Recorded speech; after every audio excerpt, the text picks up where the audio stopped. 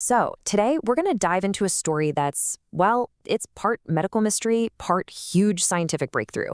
It's all about a man named Bob and how this absolutely terrifying health crisis ended up revealing something fundamental about how our brains actually work.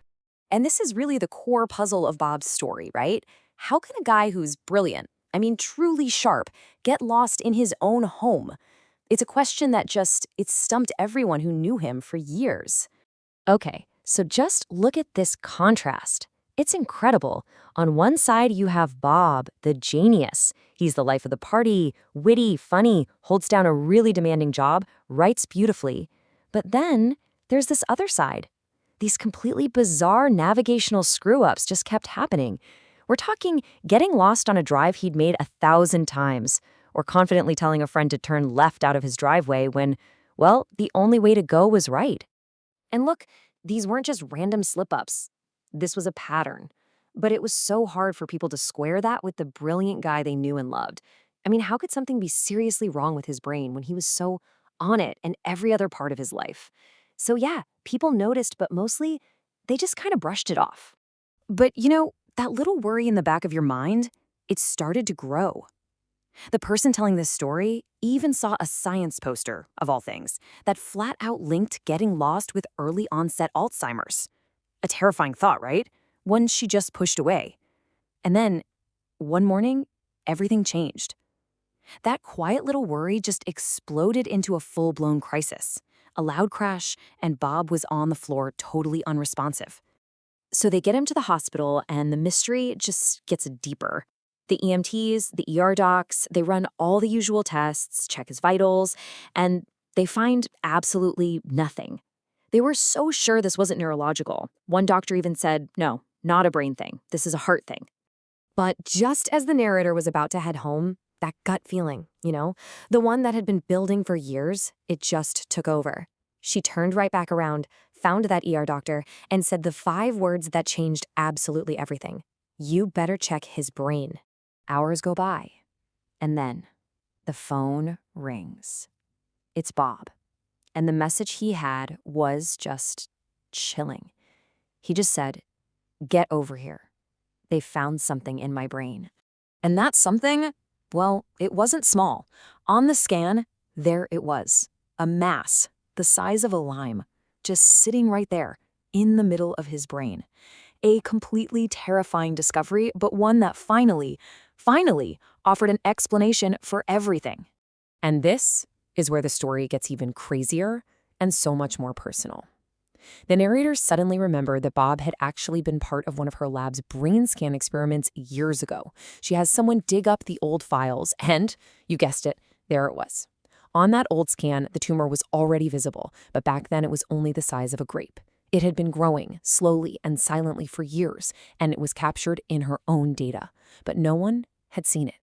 Okay, so the location of this thing was the absolute smoking gun. The lime-sized tumor was pressing right up against a part of the brain called the parahippocampal place area. And here's the wild part. This is a region that the narrator's own lab had discovered was critical for recognizing places and for navigating. All of a sudden, every single one of Bob's bizarre symptoms, they made perfect, horrifying sense. So the diagnosis seemed pretty clear, right? But listen, neurosurgery is unbelievably risky. They had to be as sure as humanly possible that the tumor was only affecting his navigation and not, his wider thinking skills. So how could they possibly test that theory before going in? So the night before this massive surgery, the narrator runs this brilliantly simple test. She just asked Bob to draw 2 things. First, the floor plan of his own house. That's a test of spatial, place-based memory. And second, a bicycle. That's a test of remembering a complex object with lots of different parts. And the results? They were absolutely staggering. Jaw-dropping. His drawing of his own house was a complete disaster. Just a soup of lines, totally random, with no spatial organization at all. He just couldn't picture the layout in his head. But his drawing of a bicycle? Now, it wasn't going to win any art awards, but it was a bicycle. All the parts were there, in the right places. This was the proof.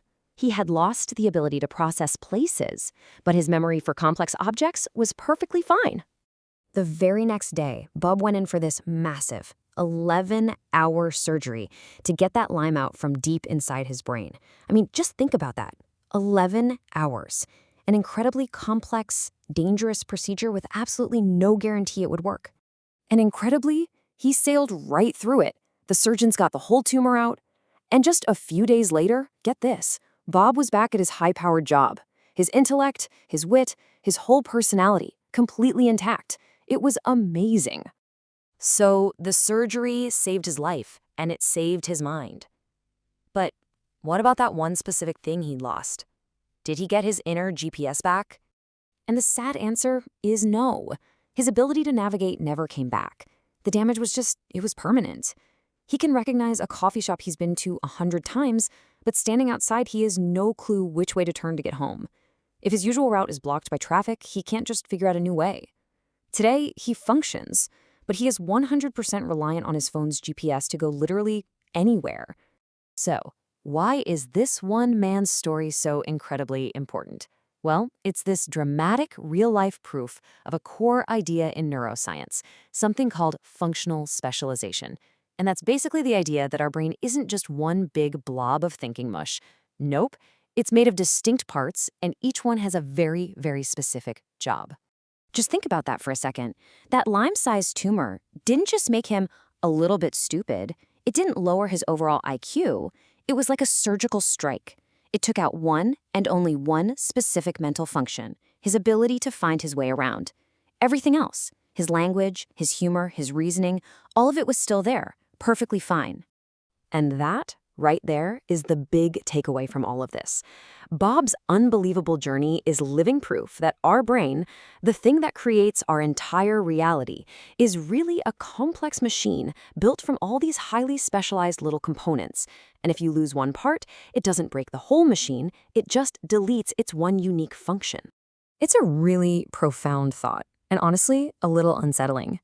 Our entire identity, our skills, our very sense of who we are, it's all tied to these specialized little bits of biological hardware. It really makes you wonder, doesn't it?